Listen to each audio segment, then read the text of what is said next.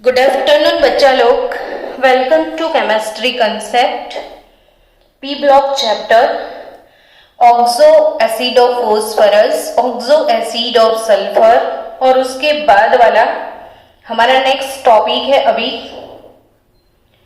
Oxo acids of halogen. Next topic क्या है? Oxo acids of halogen. Students,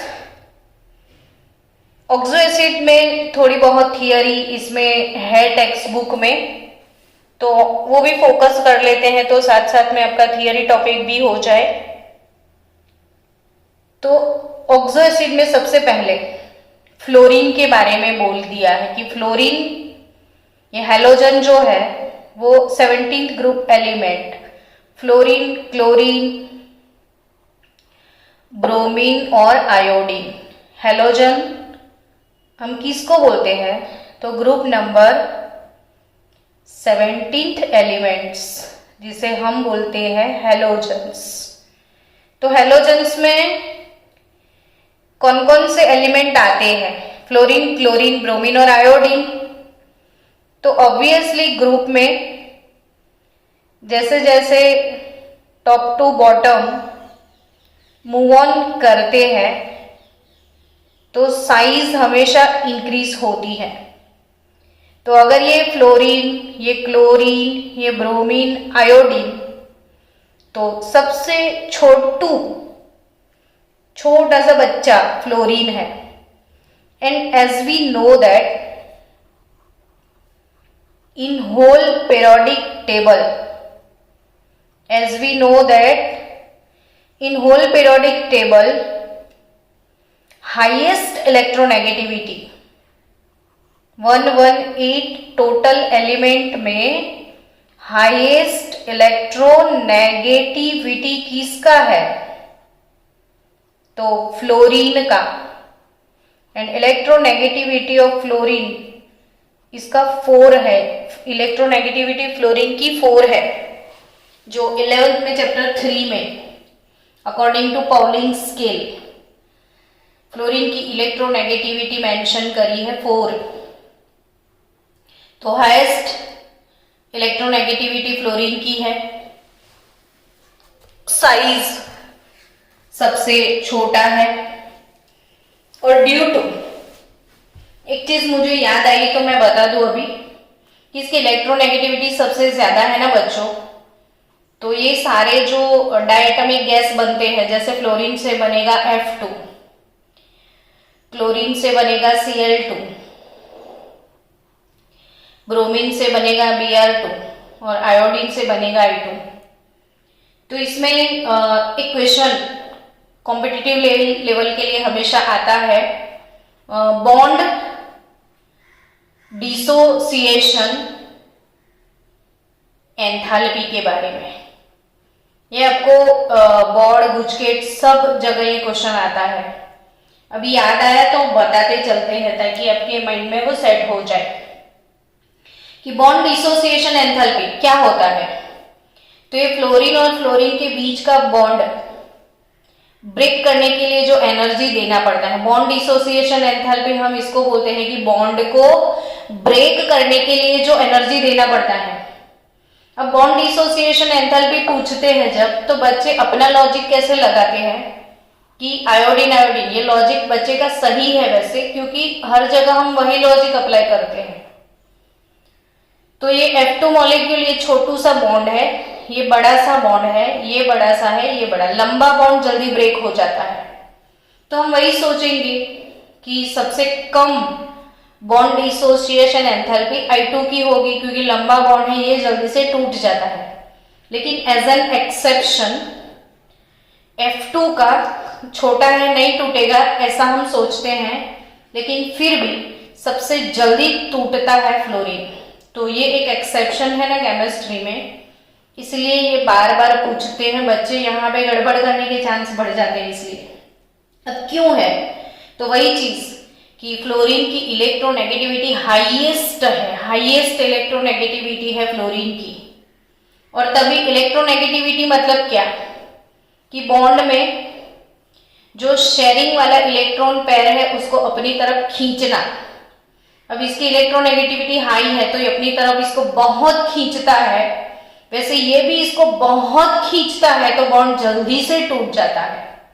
तो bond dissociation enthalpy के regarding आपका ऑर्डर होगा highest bond dissociation enthalpy chlorine की, उसके बाद होगी ब्रोमीन की, फिर होगी फ्लोरीन की और फिर होगी आयोडीन की।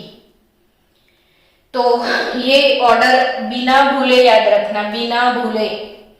याद आया ना तो इसलिए मैंने बोल दिया कि शायद फिर आप भूल जाओ और वीडियो में भी ये चीज मेंशन हो जाए। तो कौन सा बात मैंने बताया आपको याद रखने वाला बात कि ऑक्सो एसिड जो है, oxo acid of halogen, oxo acids of halogen, इसमें मैंने बॉन्ड डिसोसिएशन एंथैल्पी के बारे में मेंशन किया है, ध्यान रखना। तो highest bond dissociation enthalpy chlorine की, इसके बाद ब्रोमीन की, फिर फ्लोरीन की, देन आयोडीन। ये ऑर्डर याद रखना। चलो अब हम ऑक्सो एसिड की तरफ जाते हैं। तो आपको ये चीज मैंने बता दी कि हाईएस्ट इलेक्ट्रोनेगेटिविटी पूरे पीरियोडिक टेबल में फ्लोरीन की है according to chapter number 3 electrochemistry in EMF series, in EMF series top of the series, और टॉप ऑफ द सीरीज यानी टॉप पे विराजमान है फ्लोरीन। तो ये स्ट्रॉन्ग ऑक्सीडाइजिंग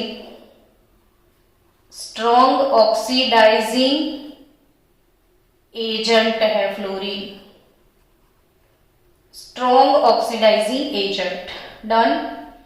तो चैप्टर 3 ईएमएफ सीरीज उसकी टॉप पे है फ्लोरीन और ये स्ट्रॉन्गेस्ट ऑक्सीडाइजिंग एजेंट फ्लोरीन है। चलो अब फ्लोरीन की बात करते हैं। तो due to high electronegativity 4 unit, and again दूसरी उसकी कैरेक्टरिस्टिक है it's a very small in size. So due to high electronegativity and small size, याद रखना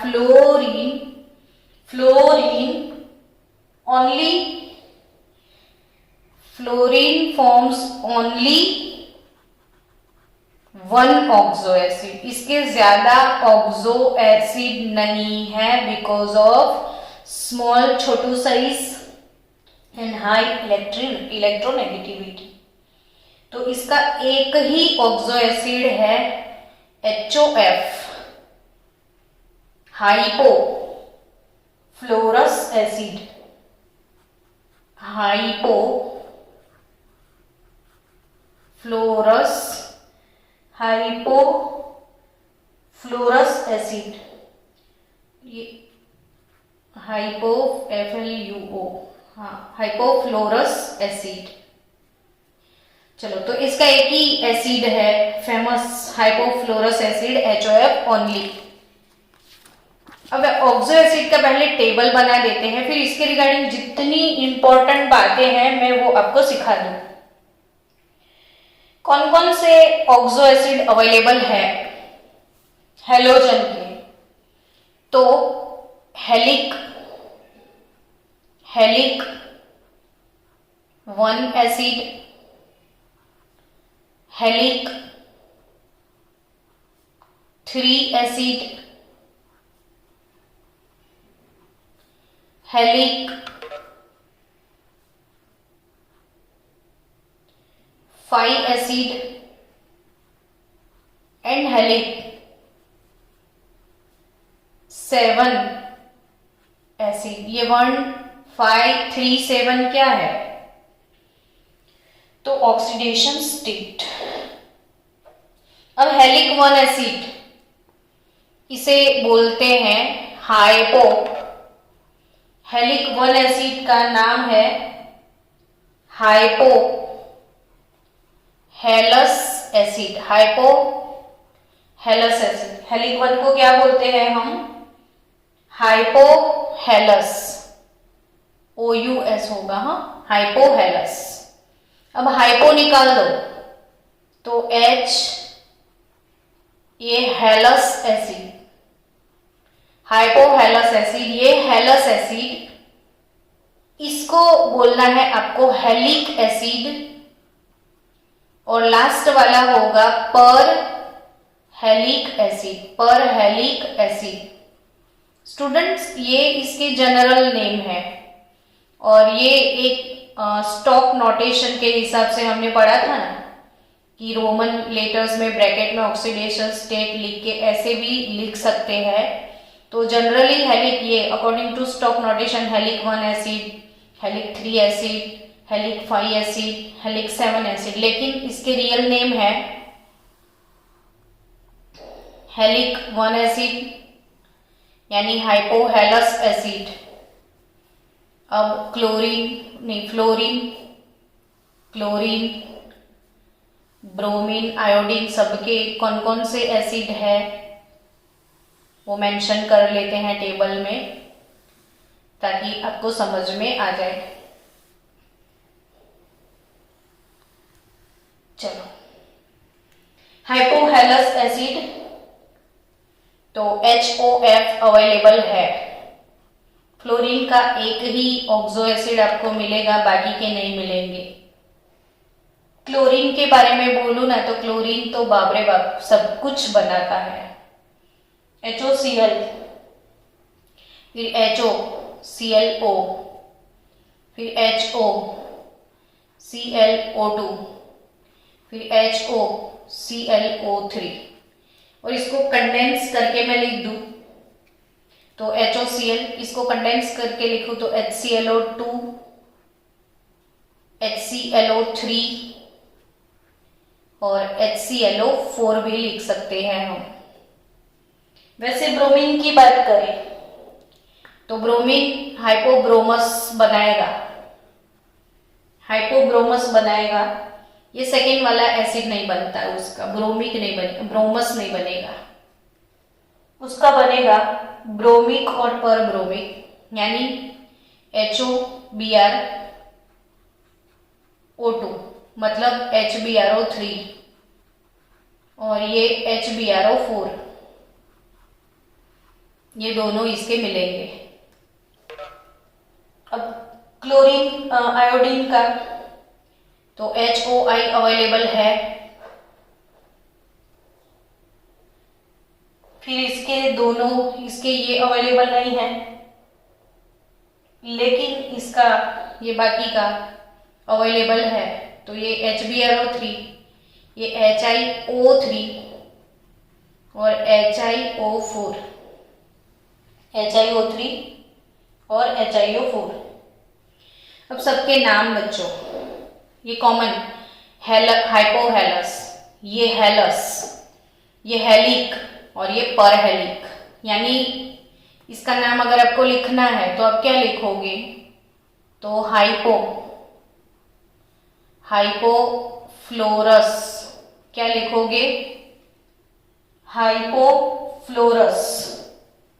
तो ये है हाइपोफ्लोरस एसिड, ये कौन सा होगा? तो HOCl को क्या लिखोगे आप? हाइपोक्लोरस।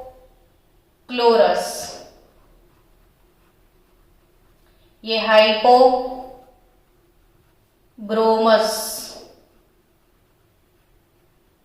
और ये हाइपोआयोडस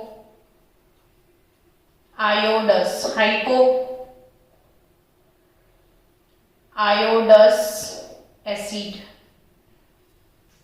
तो हाइपोहेलस मतलब HOF है तो हाइपोफ्लोरस, ये हाइपोक्लोरस, ये हाइपोब्रोमस और ये हाइपोआयोडस एसिड। अब सेकेंड वाला हेलस एसिड, तो ये क्लोरस एसिड, कौन सा? क्लोरस एसिड, लेकिन ये ब्रोमस और आयोडस डज नॉट एग्जिस्ट, ये तीनों के ये सेकेंड एसिड नहीं है। तो कौन सा ऐसा एलिमेंट है जिसने सारे ऑक्सीडेशन स्टेट वाले ऑक्सो एसिड बनाए, तो वो क्लोरीन।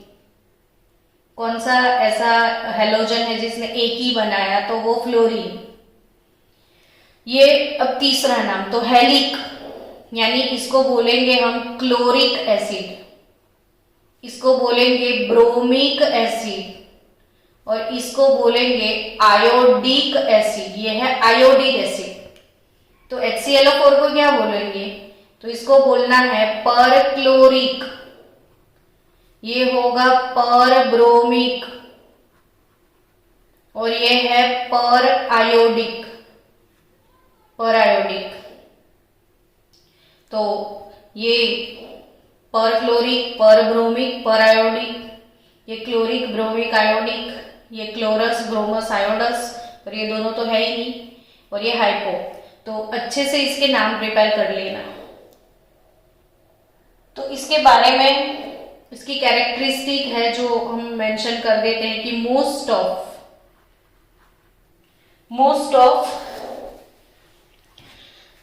ऑक्सो एसिड जितने भी है बच्चों, तो most of them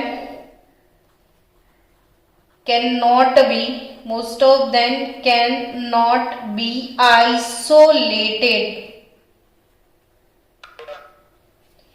Most of them cannot be isolated in pure state। तो ये प्योर स्टेट में आपको अवेलेबल नहीं है कि मुझे ये एसिड चाहिए, बॉटल में पड़ा है ले लो, समझ गए। बट वो कौन से फॉर्म में होते हैं, तो they are stable in only aqueous medium. कौन से मीडियम में ये स्टेबल आपको मिलेंगे, एक्वियस मीडियम या एक्वियस सॉल्यूशन, और in the form of their salt, और in the form of their salt. ये किसी के साथ सॉल्ट फॉर्म में अवेलेबल होंगे या फिर एक्वियस मीडियम में आपको मिलेंगे प्योर फॉर्म में, प्योर स्टेट में, कि चलो 4 ऑक्सो एसिड के बॉटल में इनको रख दिया है, ये HOCl है, ये ऐसे नहीं होगा। तो ये या तो उसके सॉल्ट के कोई भी ना कोई सॉल्ट फॉर्म में अवेलेबल है या एक्वियस मीडियम में अवेलेबल है। चलो इसके बारे में और दूसरी बातें अब आपको याद रखनी है, वो बातें मैं बता दूं कि स्ट्रेंथ ऑफ ऑक्सो एसिड के बारे में कभी पूछ लिया तो याद रखना, फॉर अ गिवन हैलोजन, ये इंपॉर्टेंट बातें आप नोट डाउन कर लेना। For a given halogen the strength of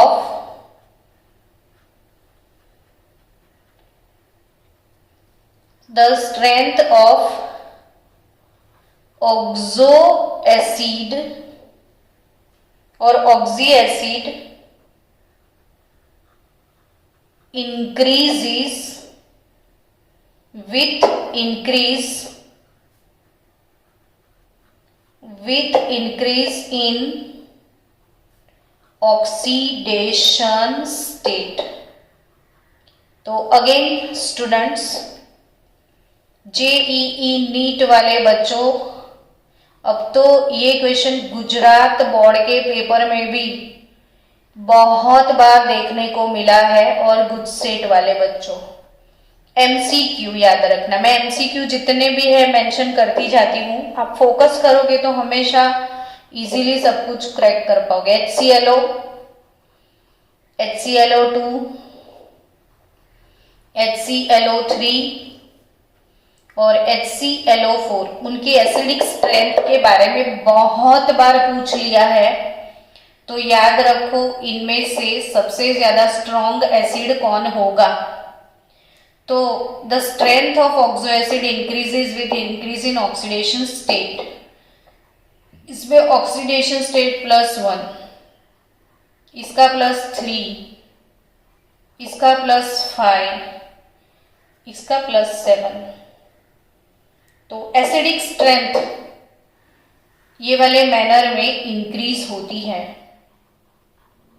तो ये एक इंपॉर्टेंट नीट जी का क्वेश्चन है, याद रखना, एसिडिक स्ट्रेंथ के बारे में। यानी इन जनरल मुझे ये चीज बोलनी है। तो जनरल फॉर्म में मैं कह सकती हूं कि HXO, HXO,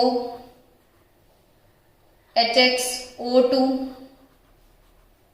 HXO3 और HXO4 ऑक्सीडेशन स्टेट इंक्रीज होगा तो एसिडिक स्ट्रेंथ ऑब्वियसली इंक्रीज होगा। सो बच्चों, HClO is very weak acid. HClO is very weak acid. HClO very weak acid और HClO4 very strong acid. Very strong acid. आपको ये question आए ना एग्जाम में कि H3PO4, H2SO4 और HClO4 में सबसे ज्यादा स्ट्रॉन्ग तो भी यही ऑर्डर होगा, क्योंकि फॉस्फोरस का ऑक्सीडेशन स्टेट 5 है, सल्फर का ऑक्सीडेशन स्टेट 6 है और क्लोरीन का 7 है। तो ऑक्सीडेशन स्टेट इंक्रीज हो गया तो ऑब्वियसली एसिडिक स्ट्रेंथ इंक्रीज हो जाएगी। तो ये दो question most IMP question for NEET JEE, याद रखियो। समझ में आ गया है ना बच्चों आपको कि इंपॉर्टेंट दो MCQ। चलो अब इसके स्ट्रक्चर के बारे में। अब इसका स्ट्रक्चर बनाते हैं उसके पहले एक चीज मैं बता दूं कि अभी बोला कि ये फ्री स्टेट में अवेलेबल नहीं है, सॉल्ट फॉर्म में अवेलेबल है। तो इनके सॉल्ट होंगे ClO-, ClO2-, ClO3-, ClO4-। तो इसको क्या बोलोगे आप? तो हाइपोक्लोराइट आयन, ये है हाइपोक्लोराइट आयन, ये है क्लोराइट आयन, ये है क्लोरेट आयन और ये है परक्लोरेट। तो याद आया होगा कि हमने KClO3 से ऑक्सीजन बनाया था, पोटेशियम क्लोरेट, तो ये क्लोरेट है। ClO-, ClO2-, ClO3-, ClO4-। अभी क्लोरेट से और एक क्वेश्चन नीट जी में आता है, तो वो 11th की टेक्स्ट बुक में है, आपकी 11th की टेक्स्ट बुक में और एक इंपॉर्टेंट क्वेश्चन है, मैं वो बता दूं आपको। तो 11th वाली रेडॉक्स चैप्टर की आप टेक्स्ट बुक देखोगे तो इंडेक्स क्वेश्चन प्रॉब्लम 8.5 11th में ये प्रॉब्लम है। और ये क्वेश्चन नोट डाउन कर लो कॉम्पिटिटिव लेवल के लिए कि which of the following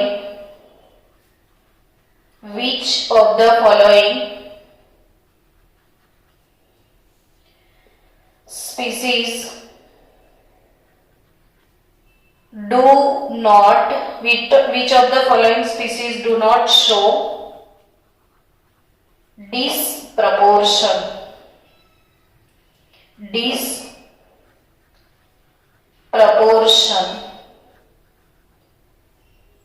reaction Y। अब मुझे ये बताना डिसप्रपोर्शन क्या होता है। तो एक एग्जांपल से पहले मैं डिसप्रपोर्शन आपको सिखा दूं। सपोज मेरे पास एक स्पीसीज है ClO-। अच्छा, क्वेश्चन है विच ऑफ द फॉलोइंग स्पीसीज, तो इसमें फॉलोइंग स्पीसीज में है ClO-,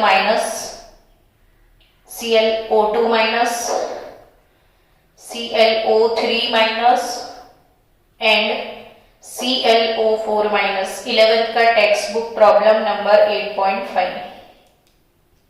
ये क्वेश्चन 11th में है कि which of the following species do not show disproportion reaction bye.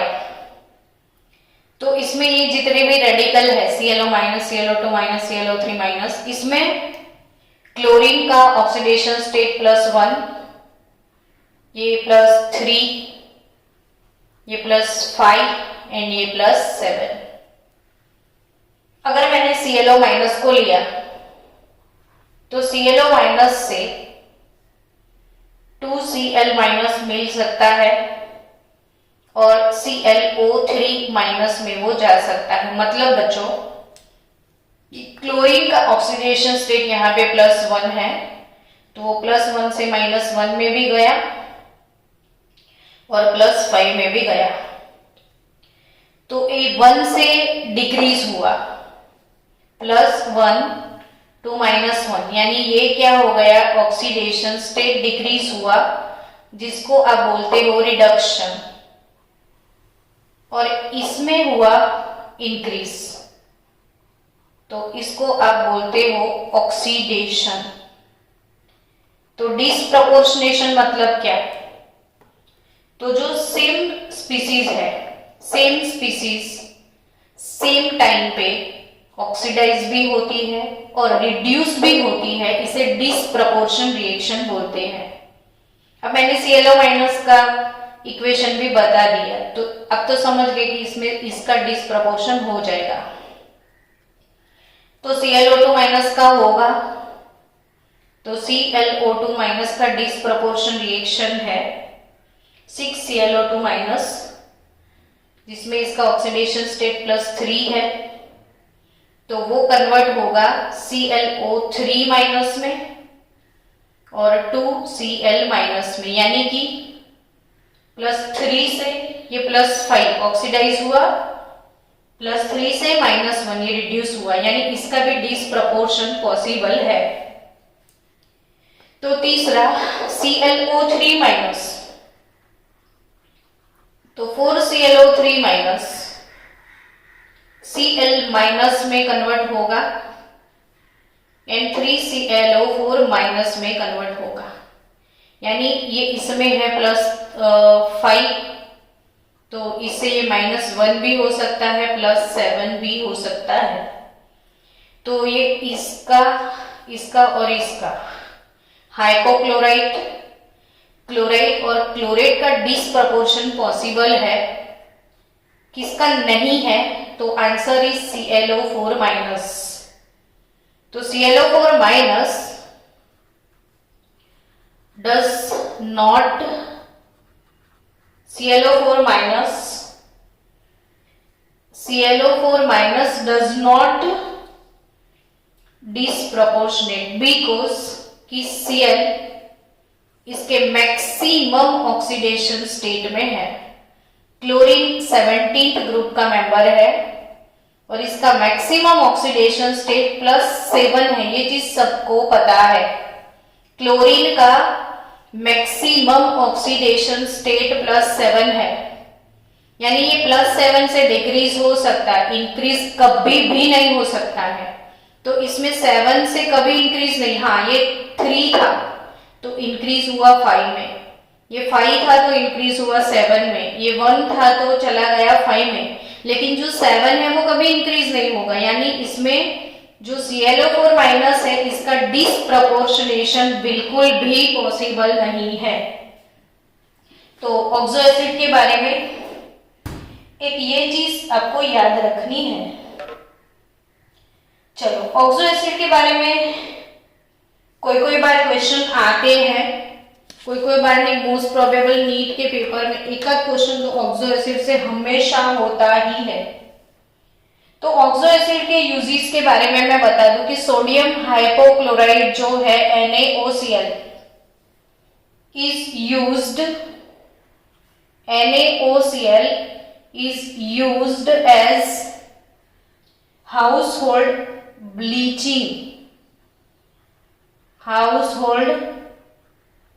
Bleaching substance, bleaching agent इसको बोलते हैं जो दूसरे का कलर रिमूव करे। तो अभी अभी मैंने सिखाया कि ClO माइनस का डिस्प्रपोर्शनेशन पॉसिबल है, तो ये as a bleaching agent use होता है।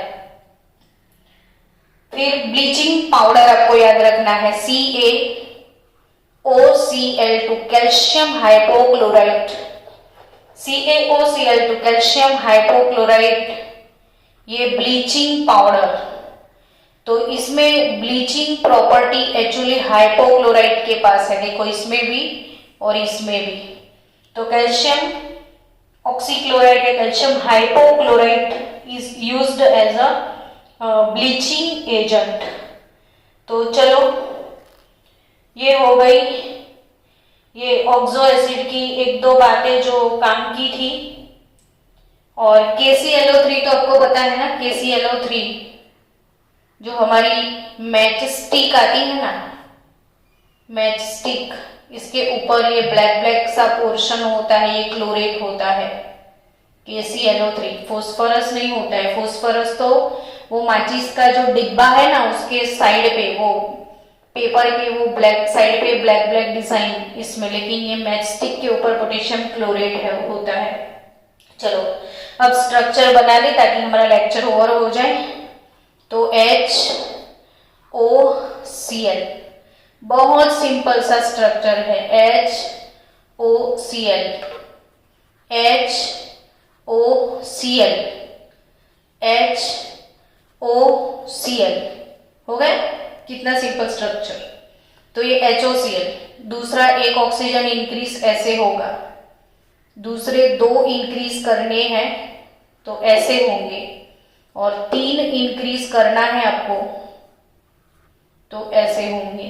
तो ये है सारे ऑक्सो एसिड का स्ट्रक्चर। तो आप समझ गए बच्चों कि ये ऑक्सो एसिड के स्ट्रक्चर HOCl, HOClO2, HOClO, हाँ HOClO, HOClO2, HOClO3। चलो ये ऑक्सो एसिड की मैं इंपॉर्टेंट कैरेक्टरिस्टिक बोल दूं कि जैसे जैसे ऑक्सो एसिड में ये 1 ऑक्सीजन, ये 2 ऑक्सीजन, ये 3 ऑक्सीजन, तो जैसे जैसे ऑक्सीजन कंटेंट इंक्रीज होता है तो इसमें कौन कौन सी चीजें इंक्रीज होती है। तो एक है इसकी थर्मल स्टेबिलिटी। थर्मल स्टेबिलिटी क्या इंक्रीज होगा, तो थर्मल स्टेबिलिटी इंक्रीज होगा ऑक्सीजन कंटेंट। तो increasing oxygen contents, thermal stability increases. Second thing, acidic strength increase होता है, वो अभी अभी मैंने आपको बता दिया ऑक्सीडेशन के हिसाब से। और थर्ड थिंग है